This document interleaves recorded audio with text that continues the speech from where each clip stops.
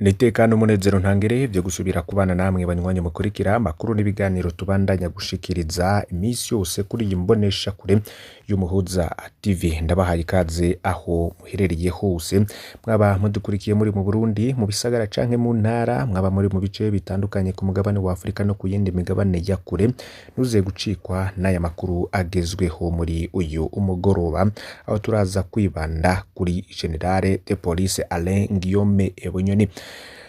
Reka nkuramutse kandi nguhe ikaze wabadukurikiye uri mu bihugu bitandukanye ku mugabane wa Afrika no ku yindi migabane ya kure, cane abadukurikiye bari mu gihugu c'u Burundi, ndabaramutsa kandi ndabaha ikaze. Ndazi ko mukurikirana byinshi dushikiriza amakuru tuba twabatoreje avuga cane muri politike, ubutungane, umutekano, agateka kazina muntu, bivugwa cane mu kibano, inkuru z'ubudandaji, imibanire y'u Burundi n'amakungu, ari biba byatangajwe n'abategetsi bagiye batandukanye, ingingo ziba zirafatwa, ivugwa cane mu bimenyesha makuru no ku mbuga ngurukana bumenyi, byose turabategurira neza tukabibashikiriza. Mu nkuru rero muri aya makuru tuza kwibanda ku buryo burambuye ni y'urubanza rwa Alain Guillaume Bunyoni. Mu ntahe y'icese ariko ibera mu ibohero rikuru rya Gitega, Alain Guillaume Bunyoni yasavye ko yotezurirwa kuko amagara yiwe amukitse, avuga ko arwaye diabete yo mu murwi wa kabiri, ndetse akaniyemeza gutanga ingwati y'imiliyoni 300 maze akaza araburana. Ibi byose rero turaza kubigaruka ko muri aya makuru, ni nyuma yuko rero yanatabarijwe ko yoba abayeho nabi mu ibohero rikuru rya Gitega, navyo yoba yagize ico abivugako. Alain Guillaume Bunyoni rero akaba yasiguye vyinshi kukungene abayeho, kukungene umutekano wiwe urinzwe, aho afungiwe uko hameze, imibereho yiwe n'ibindi bigiye bitandukanye.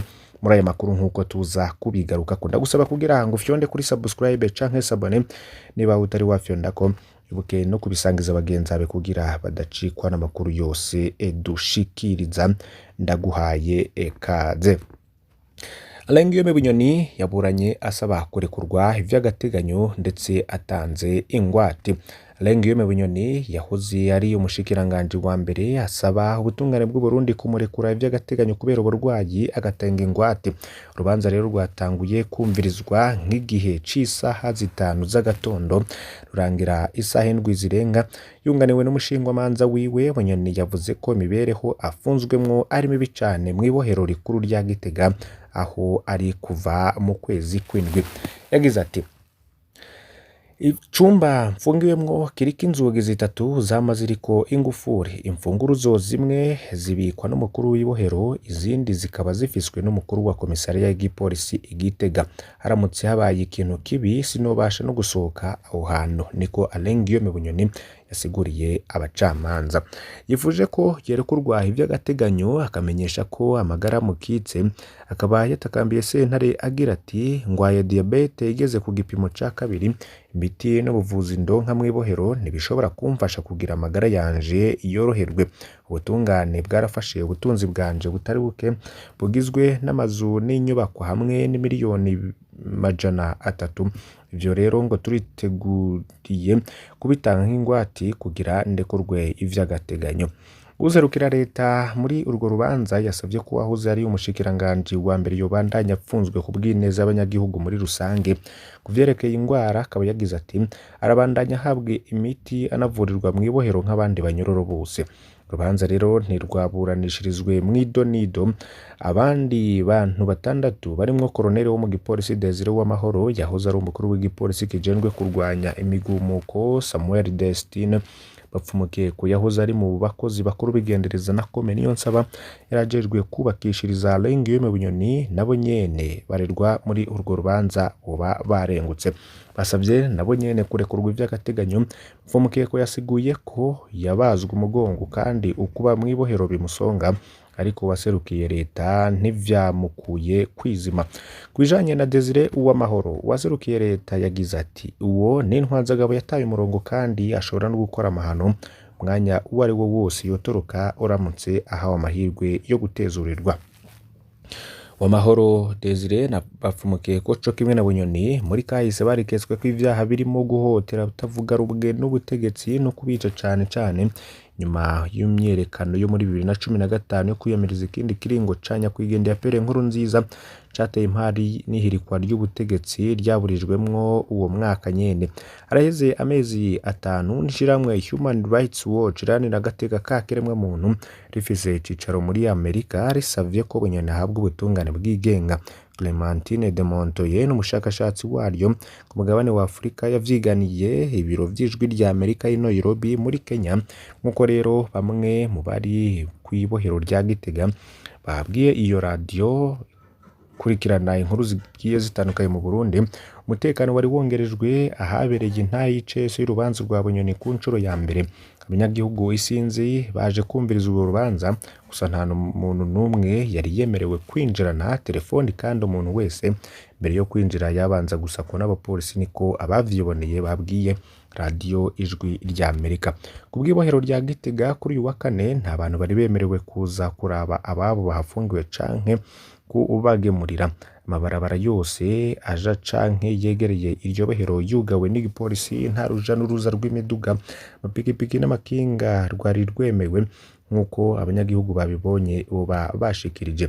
Bunyoni rero yagaragaye nk'incabwenge ku batari bamuzi kuko yiburaniye birakomera, ubona ko avugana ubwenge n'ubwitonzi kandi atabwoba.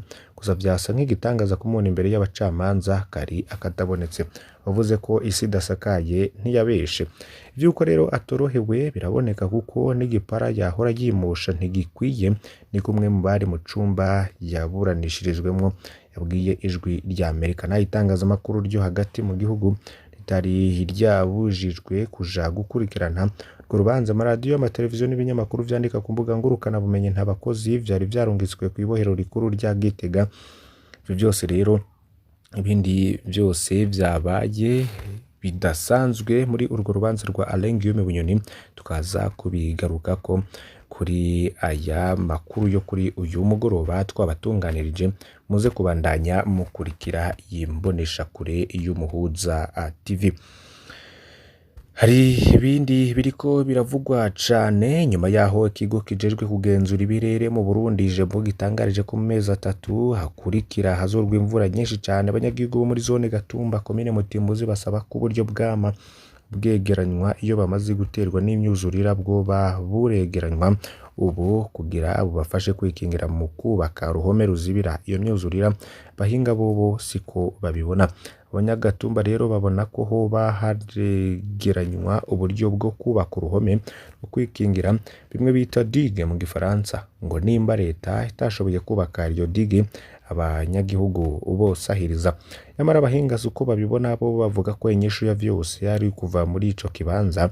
Uravye urugero Gatumba iriko ugaca uraba n'urugero ikiyaga Tanganyika kiriko, gusa Gatumba iri hasi. Kuri ubwo abo bahinga babona ko umuti urama ari kwimuka. Mu Rwanda rw'ubushikiranganje byo bujejwe harimo ibidukikije ruheruka gusura buragabisha abo ba mu Gatumba ko bo kwitegurira imyuzurira ishobora kubashikira. Bivuga rero bafatiye ku makuru ikigo kijejwe kugenzura ibirere mu Burundi JEBU giherutse gusohora, aho cemeza ko hazorwa imvura nyinshi isumba iyo twari tumenyereye mu mezi 3 akurikira: Gitugutu, Munyonyo na Kigarama. Umurwi w'igihugu ujejwe gukinga isibe n'ibiza nawe nyene uragabisha baba mu biyaya no mu gihugu cose muri rusange. Bo mu biyaya rero busaba guca imifurege no gusibura iyazivye. Mu misozi hoho ubasaba guca imikobeko kugira rero birinde ko ibiza byo bangamira amagara yabo. Hari byinshi rero tugiye kubandanya. Abanyagihugu rero ngo basabwa kwitegura ihindagurika ry'ibihe rishobora kuba. Tubandanije iyo nkuru ku munsi w'ejo niho mu rwego rw'igihugu ujejwe gukinga isibe n'ibiza usaba abanyagihugu muri rusange cane cane abarimyi boroze kwitegurira ihindagurika ry'ibihe rishobora kuzoba muri aka gatasi kagiye gutangura. Bivuga bafatiye ku biharuro biheruka gushikirizwa n'ikigo JEBU vyashikirijwe no mu Ruganda. Umurwi wari watunganije kubamenyesha amakuru mu mbere yo kugira bafashe gutanga inkuru zingene abantu bo kwifata mu kwikingira ivyo biza.